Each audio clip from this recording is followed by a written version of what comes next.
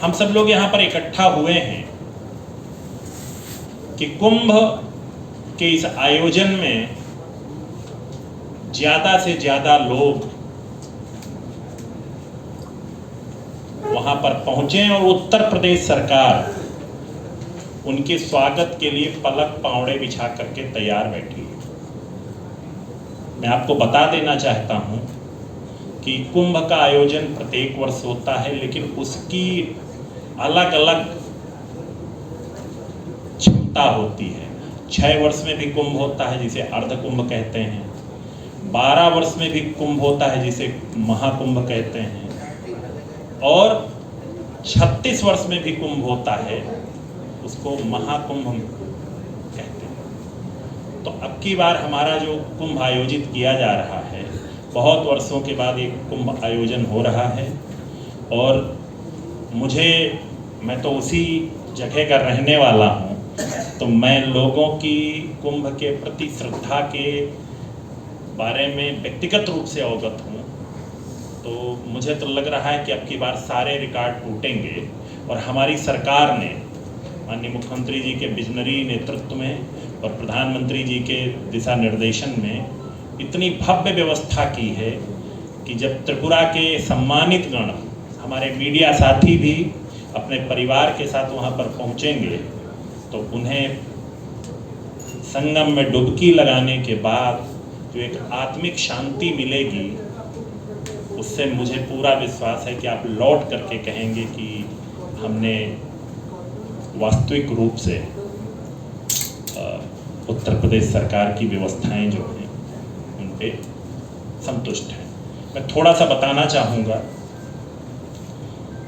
लगभग 4000 हेक्टेयर क्षेत्रफल में हमने व्यवस्था की है। 25 सेक्टरों में पूरे क्षेत्र को बांटा है।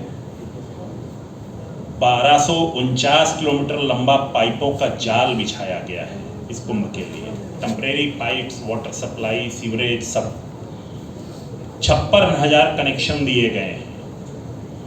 101 स्मार्ट पार्किंग हम लोगों ने बनाई है। पिछले सालों की तुलना में अब की बार पार्किंग स्थल पिछले साल 1867, इस बार 1867 हेक्टेयर है। पिछली बार 1103 हेक्टेयर था। हमने 763 हेक्टेयर और बड़ी पार्किंग बनाई है। इंटीग्रेटेड कमांड से इस पूरे पार्किंग स्थल का किया जाएगा। मैं थोड़ा सा और आपको बताना चाहूँगा, ये पृथ्वी पर लगने वाला सबसे बड़ा आध्यात्मिक समागम है। इससे बड़ा कोई आध्यात्मिक समागम किसी भी रिकॉर्ड बुक में नहीं है। और संयोग से बाबा विश्वनाथ का कॉरिडोर, माँ विंध्यवासिनी का कॉरिडोर और भगवान राम की शरण स्थली चित्रकूट सब 50 किलोमीटर से लेकर 100 किलोमीटर के बीच में संगम के आसपास है। यही नहीं, ये स्थल इतना महत्वपूर्ण है कि निषाद राज, आपने रामायण अगर पढ़ी होगी तो भगवान निषाद राज ने भगवान श्री राम को नदी पार कराने का काम इसी स्थल पर किया था। तो ऐसे बहुत सारे महत्वपूर्ण कार्य इस स्थल पर हुए हैं जहां पर महाकुंभ का आयोजन किया जा रहा है। इस हम कुंभ को हरित महाकुंभ के रूप में भी मना रहे हैं। ग्रीन कुंभ पर विशेष फोकस किया गया। 3 लाख पौधों का रोपण किया गया है। स्वास्थ्य महाकुंभ है। डॉक्टरों की तैनाती, 100 बेड का अस्पताल भी बनाया गया है। 20 बेड के 2 और 8 बेड के छोटे अस्पताल भी बनाए गए हैं। 2 ICU आर्मी की तरफ से बनाई गई है। अस्पतालों में 24 घंटे डॉक्टरों की तैनाती रहेगी। 291 MBBS, 90 आयुर्वेदिक यूनानी डॉक्टर, 182 स्टाफ नर्स परमानेंट वहाँ पर माघ मेला क्षेत्र में सबकी स्वास्थ्य व्यवस्था को देखने के लिए खड़ा है। इसके अलावा एक नेत्र कुंभ का भी आयोजन किया गया है जिसमें 3 लाख से ज़्यादा नेत्र मतलब आई 3 लाख से ज़्यादा जरूरतमंद लोगों को निःशुल्क चश्मा और दवा उपलब्ध कराई जाएगी। नेत्र महाकुंभ सेक्टर 6 में लगेगा। जगह जब आपकी कि यहाँ से लोग जाएंगे, डिजिटाइज्ड महाकुंभ है।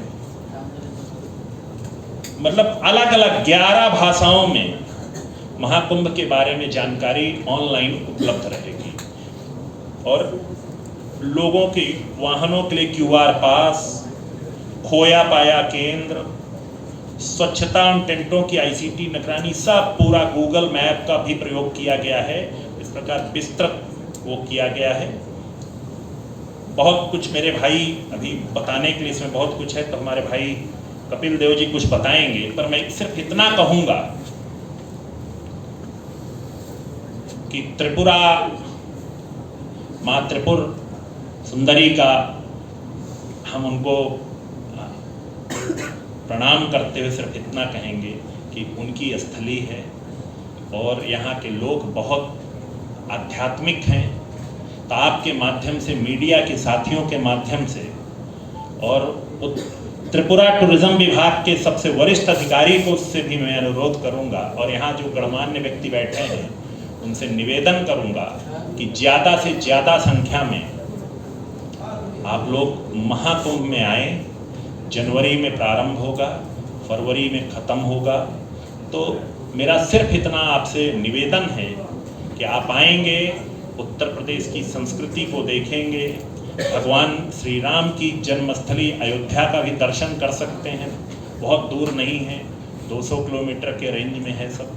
तो आप आएंगे और एक आध्यात्मिक ऊर्जा लेकर के वापस लौटेंगे। पुनः त्रिपुरा के सभी गणमान्य नागरिकों को हृदय से प्रणाम करते हुए आप सभी मीडिया साथियों को बहुत छोटे से समय अंतराल में आपने अपनी महत्वपूर्ण उपस्थिति दर्ज कराई है, तो आपका भी हृदय से आभार व्यक्त करते हुए अपनी बात को समाप्त करता हूँ।